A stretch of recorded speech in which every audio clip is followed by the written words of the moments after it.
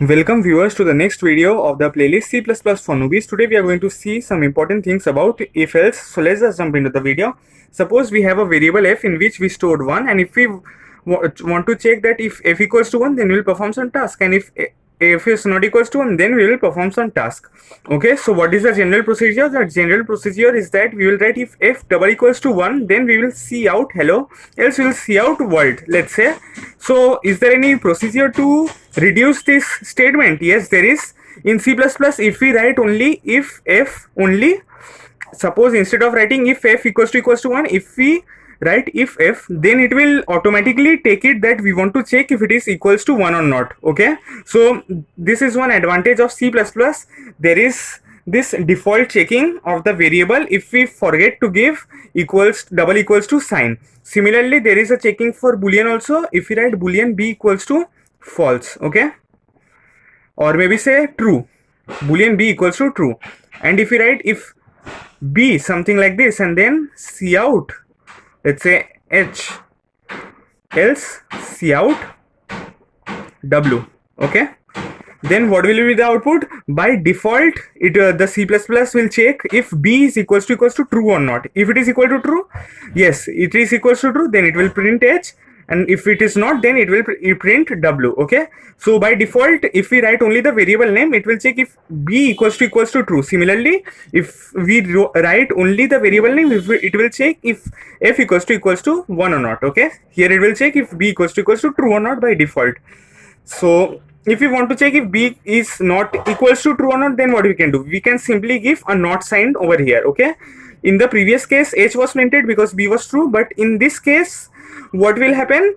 It will check if b is equals to false or not. If b equals to false, then h will be printed, else w will be printed. But b is true, so it will print w. Okay, another important thing that we need to keep in mind while writing if else is that we always write double equals to, or double and, or double or, okay, which reads as and this two standing lines we read this as or. Okay, so never make this mistake of writing only a single and, because when we are speaking we tend to say if f equals to 1 or not, but when we write, we will write that if f double equals to 1 or not.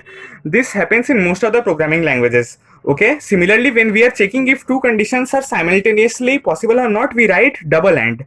Okay, so suppose if we have a program that if a greater than equals to 5, where int a is, let's say, 7, and we want to check if it is less than equals to 10 also, then we will see out some letter, let's say a, else we will see out b. So you will notice that I am writing double and over here. Okay, so never forget to write this double and. Similarly, if I wanted to put or over here, then what would have I written? If let's say there was some other program, if a is greater than 5 or a is less than 3, then I would have liked to print a. Okay, then what would have happened if either of these conditions was satisfied? Okay, if a was equals to 2, then a would be printed. If a was equals to 6, then a would have been printed. Okay, and what happens in and then? Both these conditions need to satisfy simultaneously, but in or, if one of the conditions is satisfied, then only the if block will run.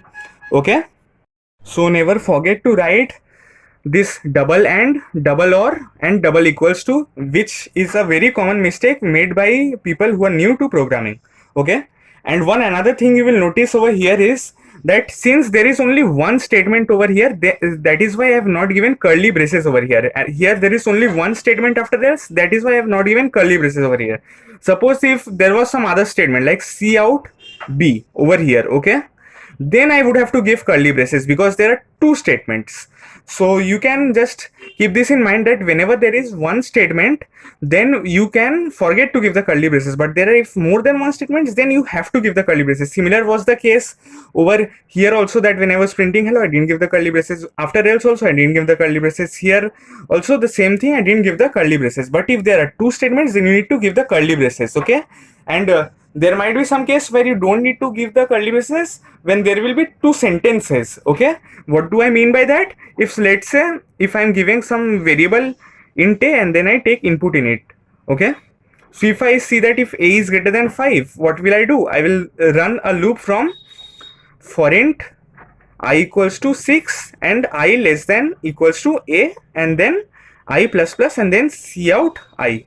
In this case also I won't need to give the curly braces. Okay, why do I not need to give curly braces? Because similar thing is happening with for also. In for loop also, if you have only one statement, then you don't need to give the curly braces. So what is happening, the condition after checking this condition is moving, the cursor after checking this condition is moving to this line, and when it is encountering this can't just exit from here. The for loop will ensure that you enter this line. Okay, so in this way, even if you don't give the curly braces, if there is one for loop inside the if, then also you don't need to give the curly braces. Okay, similarly, if I could have written something like this, if int I equals to 1, I less than, this was, I'm just breaking this, for int I equals to 1, I less than equals to 3, and I plus plus. Okay, and if I do something like this, if I mod 2 equals to 0, then see out even.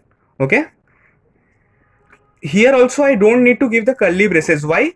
Because for loop, if we are writing only one statement in for loop, then we don't need to give the curly braces. So whenever the cursor moves to this line, and as soon as it moves to this line, the if statement will ensure that you execute this line and then only move to this loop. Okay, so giving a curly braces here doesn't matter at all. But if there were some any other line like C++ over here, if I had a counter, let's say in C equals to 0, and I had a C plus, then you would have to give the for loop bracket. Similarly, if in this if statement also, if there was something like, let's say after this for loop inside this, if there was something like see out a, then you would have to give the curly braces, because apart from this for loop which is counted as one statement, you would have this another statement, so which means two statements, and you would have to give the curly braces. Okay, so just keep in mind that if you are too confused, just give the curly braces and forget this confusion.